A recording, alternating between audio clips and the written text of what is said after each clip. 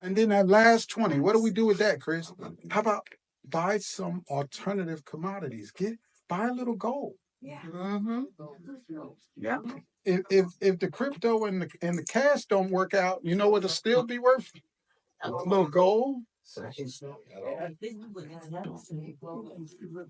a little silver, which they say one day will probably surpass gold. Don't know if it's true. I don't have to know what's right and wrong because I got a little bit of it. So whatever end up being right or wrong. That's it.